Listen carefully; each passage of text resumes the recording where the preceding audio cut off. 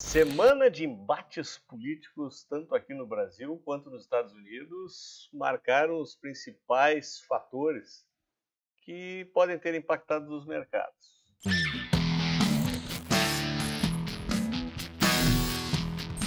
Olá, amigos e amigas da Focalize, sejam muito bem-vindos a mais um bate-papo aqui nessa sexta-feira. Para quem está chegando agora no canal, esse é um espaço que debatemos os principais elementos da semana que impactaram os ativos e qual é a nossa visão sobre isso e, obviamente, tentando já projetar algo para frente.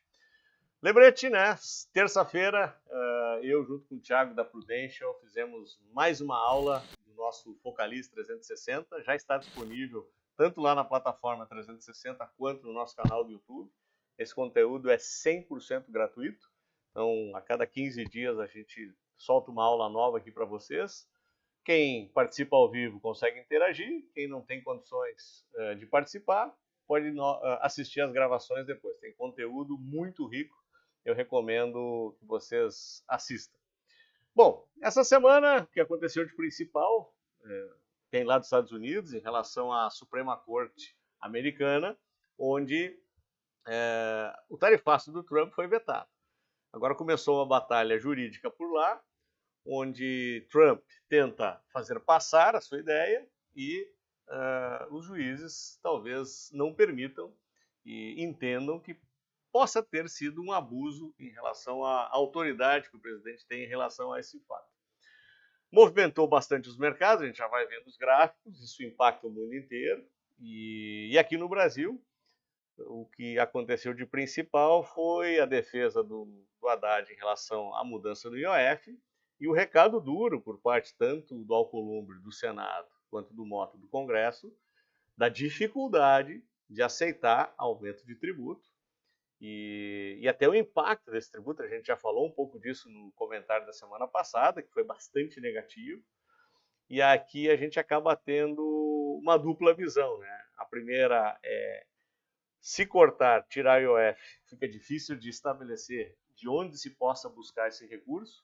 Já existem algumas pistas, o pessoal comentando de aumentar a taxação das bets, que até estava sendo bastante discutida nas últimas semanas, e seria um imposto bem-vindo, digamos assim, inclusive pela sociedade, e estuda-se mais algumas outras coisas para tentar tirar mais dinheiro do andar de cima, mas nada definido. E isso causou, então, uma certa insegurança no mercado. Olha, o que pode ser que aconteça?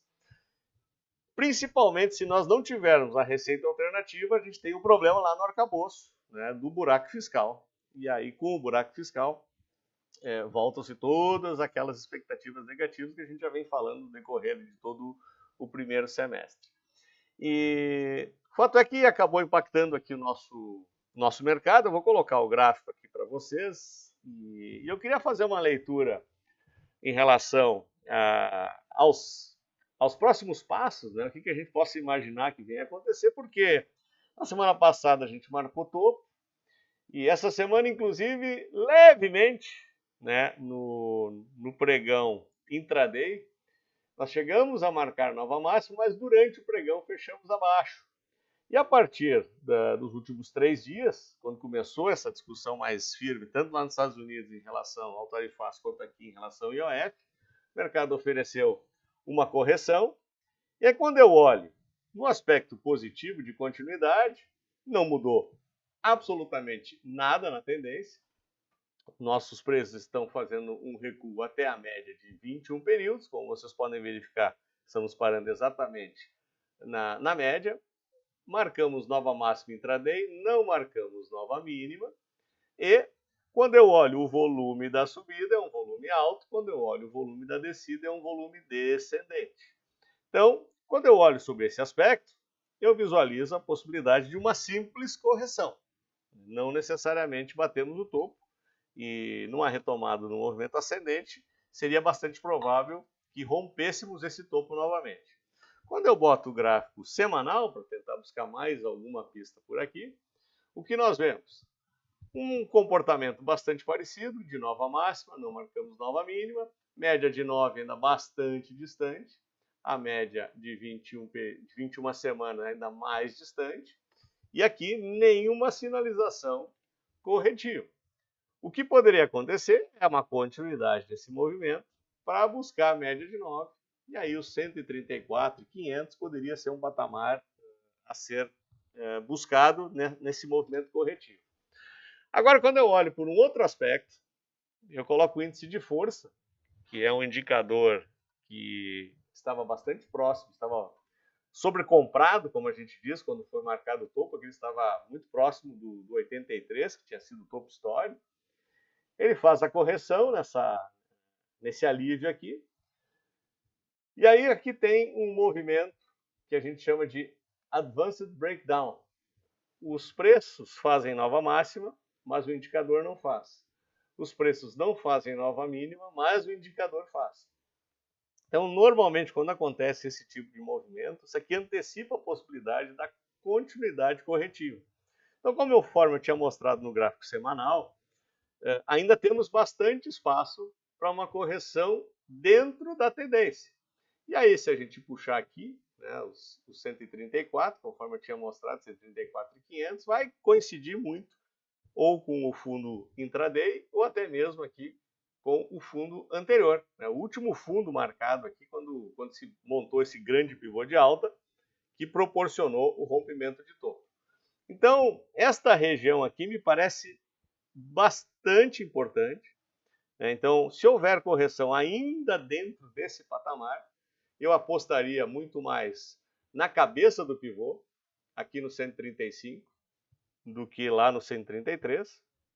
Eu diria que ainda estamos dentro de um movimento único e exclusivamente corretivo dentro da tendência de alta. E aí não marcamos topo. Tá? Então essa é a minha visão no curtíssimo prazo.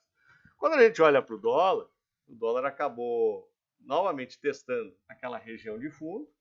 E agora, nos últimos 3 dias, como já se esperava, tendo em vista a correção dos ativos no mundo inteiro e o crescimento leve do dólar em relação às outras moedas também, nós acabamos fazendo um movimento até os 5,75. Deixa eu colocar o gráfico das médias aqui novamente.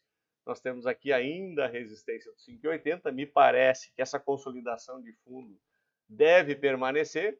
Então, essa região de 5,60 vai se marcando aqui como uma região bastante importante para ficarmos atentos como suporte. Deixa eu só desenhar para vocês aqui um retângulo, né? Acho que esses retângulos acabam ficando um pouquinho mais ilustrativos quando a gente tem uma região de consolidação. Então, tanto no fundo quanto nos movimentos de repique. Então, eu diria que 5,80 hoje passa a ser um patamar meio de topo e 5,60, nesse intervalo 5,60 a 5,80, me parece bastante provável que tenhamos a movimentação por parte da moeda. E o fator negativo, como não poderia ser muito diferente, foi no DI 27, que tendo em vista toda essa discussão dada do IOF, reagiu negativamente e voltamos aqui a flertar acima dos 14, o que corrobora ainda contra a tese de iniciarmos de uma forma antecipada, dentro do ano ainda de 2025, a baixa de taxa de juros. Tem que acontecer algumas coisas para que isso volte a entrar dentro do radar por parte dos mercados, e a gente também viu novamente a curva, principalmente dos títulos IPCA+, abrir novamente, títulos públicos, tanto o título pré-fixado como o IPCA+, abriram novamente e voltaram a dar algumas oportunidades interessantes para quem gosta de se posicionar em renda fixa. E lá fora, o que aconteceu? Bom, deixa eu colocar o gráfico da S&P aqui para vocês. Naturalmente, né, após a decisão da Suprema Corte, subiu muito, chegou a marcar máxima, e depois com a retomada, corrigiu, ficou de lado. Não está diferente o Nasdaq. O movimento do desenho gráfico é exatamente o mesmo. Quando olhamos para o comportamento dos preços na Europa, vocês podem visualizar que está rigorosamente o mesmo. E me chamou a atenção, de forma positiva, o VIX, né, que mesmo com a movimentação dos ativos, voltou a ficar abaixo dos 20, o que é uma ótima notícia em relação ao índice do medo. Isso alimenta a possibilidade da retomada do movimento ascendente por parte dos ativos de risco lá nos Estados Unidos. Então, passou uma semana que eu julgo corretiva, né? Ainda não marcamos topo, na minha visão, acho que tem Tem mais lenha para queimar aqui nessa fogueira. E pode corrigir um pouquinho mais, especialmente aqui no Brasil. Talvez lá nos Estados Unidos já retome a alta. A figura gráfica é de retomada. Aqui pode ser que corrija um pouquinho mais. Mas no frigir dos ovos, talvez já na outra semana tenhamos a retomada do movimento ascendente. Escreve para mim aqui se você concorda, o que você acha, se é só correção ou batemos o topo e agora é correção para baixo, ou se você acredita que os ativos ainda possam nos entregar mais altas nas próximas semanas. Pessoal, se gostaram, deem seu like, assinem nossos canais, espero que tenham um ótimo final de semana e nos vemos no nosso próximo vídeo. Até lá!